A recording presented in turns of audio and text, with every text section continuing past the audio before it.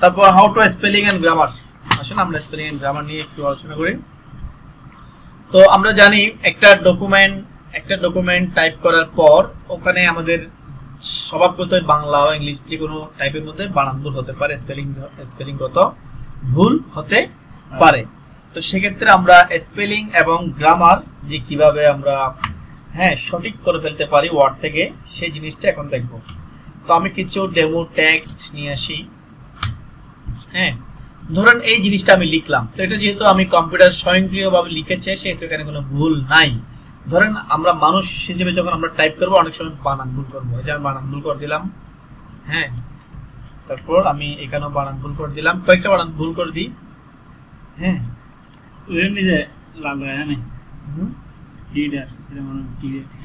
এটা হয়তো এই ধরনের কোনো ওয়ার্ড আছে হয়তো বা, ঠিক আছে। আমরা গ্যালারি বানানটা আমি একবার ভুল করছিলাম, বুঝতে জানেন, পেনিনসুলা একটা ম্যাগাজিন করছিলাম, গ্যালারি বানানটা ভুল করেছিলাম।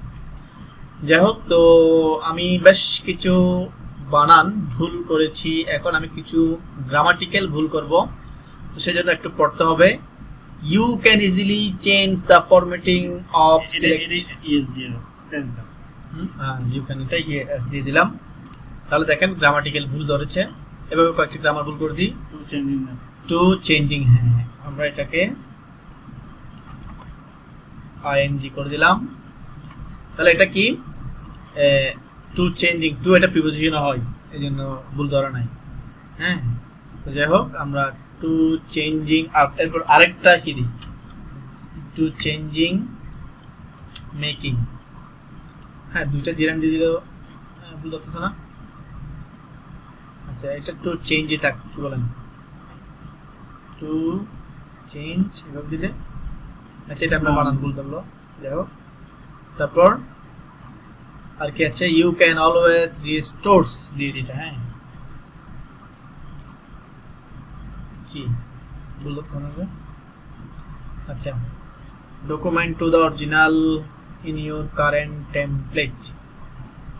আর একটু পড়ে দেখি, on the insert tab the gallery include items that are not, এটা is the, এটা আমি দিয়ে দিলাম is। তাহলে গ্রামাটিক্যাল ভুল। Designed to coordinate with the overall look of your document, you can use this gallery used। আচ্ছা, যাই হোক, তো ব্রাদার এখানে দেখতে পাচ্ছেন আমাদের দু ধরনের ভুল ডিফাইন করেছে আমার মাইক্রোসফট ওয়ার্ড স্বয়ংক্রিয়ভাবে। যেমন কিছু যেগুলো রেড আন্ডারলাইন দেখতে পাচ্ছেন, এগুলো হচ্ছে কি স্পেলিংগত বানান, স্পেলিংগত ভুল।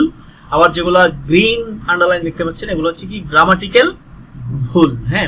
তো আলহামদুলিল্লাহ আমাদের এটা মানে খুবই সহজ করে দিয়েছে মাইক্রোসফট ওয়ার্ড, যে কোনো ধরনের বানান ভুলের ক্ষেত্রে বা গ্রামাটিক্যাল ভুলের ক্ষেত্রে প্রায়, যে কোনো ধরনের বলবো না, প্রায়ও আমাদেরকে হেল্প করে ডিফাইন করতে।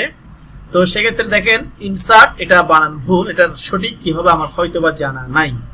ধরেন জানা থাকলাম না, এখানে এডিট করে দিলেও হয়ে যাচ্ছে, আমি ই করে দিলাম, হয়ে গেল। তো কোনো কারণ যদি একেবারে জানাই না থাকে যেটা কি হবে, সেক্ষেত্রে আমরা যেটা করতে পারি, রাইট ক্লিক করে এই যে কয়েকটা আপনাকে সাজেস্ট করবে এখান থেকে, যে এটা হতে পারে, এটা হতে পারে, এটা হতে পারে। তো যেটা সম্ভাব্য সেটা ফার্স্টে থাকবে, প্রথমেরটা বেশি কি সম্ভাব্য, তার প্রথমটা দিয়ে দিলাম, ইনসার্ট হয়ে গেল। এরপর এটা বলা হচ্ছে এই ধরনের হতে পারে। তো এখান থেকে আমরা এটা মিন করি নাই, আমরা এটা মিন করছি, হেডার্স, তাই না? তাহলে আমরা এটা দিলাম। তারপর এটা বুঝেন নাই? তারপর আমরা দেখি চেঞ্জ, এটা বানান ভুল করেছি আমি, এখানে চেঞ্জ, এই যে চেঞ্জ একটাই হতে পারে। তারপর গ্যালারি, এরপর এটাকে আমরা এলিমেন্টস, বানানগুলো সব ঠিক করে দিলাম, তাই না? এখন এই ঠিকটা আমি রাইট ক্লিক করে করেছি, তবে আমি এই বানান ভুলটা আমি আরো একভাবে ঠিক করতে পারি। সেটা কি জানেন? সেটা কিভাবে? সেটা হচ্ছে আমি কিবোর্ড থেকে দিব F7। আমরা যখন কিবোর্ডের কাজ শিখেছিলাম প্রতিটা কির, তখন আমরা হয়তো বা বলেছি কি বলি নাই, মনে নাই, F7 দিয়ে কি হয়, আমি তখন বলেছিলাম F7 দিয়ে ফটোশপ ইলাস্ট্রেটরের লেয়ারের কাজ করা হয়। এমএস ওয়ার্ডে কিন্তু F7 দিয়ে কি কাজ করা হয়, কিসের কাজ করা হয়? গ্রামার এবং স্পেলিং দুটোই, দুটোকে ধরবে। তো সেক্ষেত্রে এখন বলা হচ্ছে গ্যালারিটা ভুল, এটা হবে এটা, তখন আমি কি দিব এখান থেকে চেঞ্জ। এখন দেখেন এখানে আরো কিছু বিষয় আছে, চেঞ্জ অল। চেঞ্জ অল মানে কি জানেন, মানে গ্যালারি বানানটা যদি আরো কোথাও থাকে, এখানে আরো কয়েকটা আছে মনে করেন সবগুলোই ভুল, তো আমি চেঞ্জ অল দিয়ে দিলে যত গ্যালারি ভুল পাবে এখানে এই ডকুমেন্টে 10,000 20,000 যা পায় সবগুলোকে শিখি এক ক্লিকে সঠিক করে দিব। আর যদি আমি একটা একটা করতে চাই তাহলে 1 বাই 1 চেঞ্জ একটা একটা দিব, ঠিক আছে। আর কোনো কারণে ধরো আমি ইচ্ছে করে ভুল লিখেছি, আমি ধরো এটা একটা নাম হতে পারে না, রমিজ, কামাল, তো নামগুলা কি হয় সাধারণত ভুল দেখায় স্পেলিং, তো নামগুলাকে আমি চেঞ্জ করব না, নামগুলো আমি কি করব ইগনোর, কি করব ইগনোর আছে এখানে যে ইগনোর ওয়ান্স দিলে একবার ইগনোর করবে, পরবর্তীবার আবার ধরবে একই নাম আবার পেলে। আমি যদি ইগনোর অল করে দিই তাহলে ওই নামটা যতবার পাবে ততবার সে কি করবে এটাকে ইগনোর করবে, হ্যাঁ। আর আমি এই যে এটা দেখেন অ্যাড টু ডিকশনারি, এটার কাজ কি জানেন, ধরেন আমি এখানে বারবার একটা নাম লিখলাম, ধরেন ইমতিয়াজ, তো ইমতিয়াজ এটা তো একটা নাম, কিন্তু মাইক্রোসফট ওয়ার্ড সেটা বুঝবে না, সে মনে করবে এটা একটা ওয়ার্ড, এটা বানান ভুল, তাই না। তো আমি যদি ইমতিয়াজটাকে সিলেক্ট করে এখানে অ্যাড টু ডিকশনারি করে দিই, সে পরবর্তী আমি যদি আবার লিখি কালকে পরশু পরের দিন ইমতিয়াজকে সে আর ভুল ধরবে না, কারণ সে তার ডিকশনারি থেকে ওই ওয়ার্ডটাকে রাইট হিসেবে অ্যাড করে নিবে। বুঝতে পারছেন, এটা ক্লিয়ার? তাহলে আমি আবার একটা চেঞ্জ করে নিই, চেঞ্জ ইনসার্ট ভুল আছে, চেঞ্জ সে অটোমেটিক এখানে দেখেন ঠিক করে দিচ্ছে।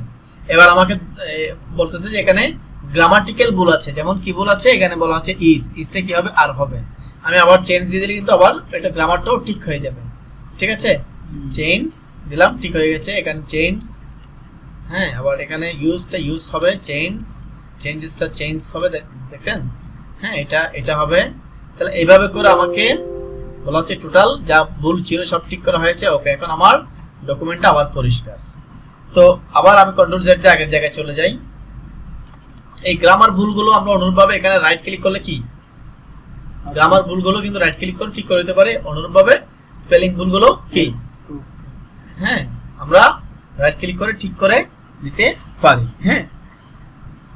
তো ঠিক আছে, how to spelling and grammar এতটুকু আমরা দেখলাম। তো প্রাসঙ্গিক ক্রমে এখানে দিয়েছি কিনা জানি না, আমি আরো একটা জিনিস এখানে অ্যাড করব, সেটা হচ্ছে এখানে হয়তো দেয় নাই, আরেকটা জিনিস অ্যাড করব, সেটা হচ্ছে আমরা অনেক সময় সিনোনিম অ্যান্টোনিমের প্রয়োজন হয় আমাদের।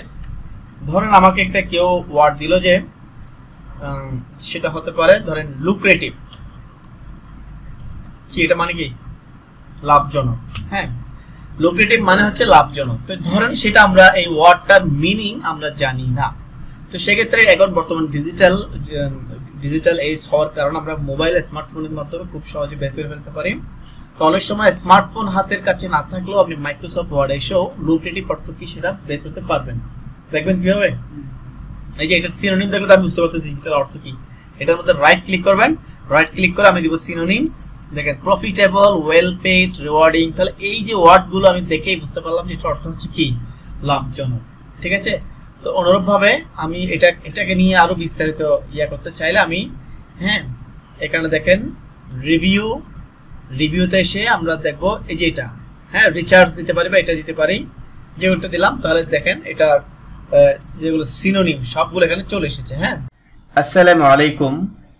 আমাদের ভিডিওগুলো যদি আপনাদের ভালো লেগে থাকে তাহলে অবশ্যই চ্যানেলে সাবস্ক্রাইব করবেন, লাইক করবেন, শেয়ার করবেন, এবং আপনাদের আনুষঙ্গিক কোনো প্রশ্ন থাকলে তাও অবশ্যই আমাদেরকে কমেন্টসের মাধ্যমে জানাবেন। আমরা চেষ্টা করব যথারীতি খুবই দ্রুত আনসার দেওয়ার জন্য। তো আপনাদের কম্পিউটার বিষয়ক আরো কোনো কিছু যদি জানার থাকে সেটাও অবশ্যই আমাদেরকে জানাবেন, আমরা প্রতি মুহূর্তে আপনাদেরকে হেল্প করব। তো চ্যানেলটা সাবস্ক্রাইব করতে ভুলবেন না যেন। আল্লাহ হাফেজ।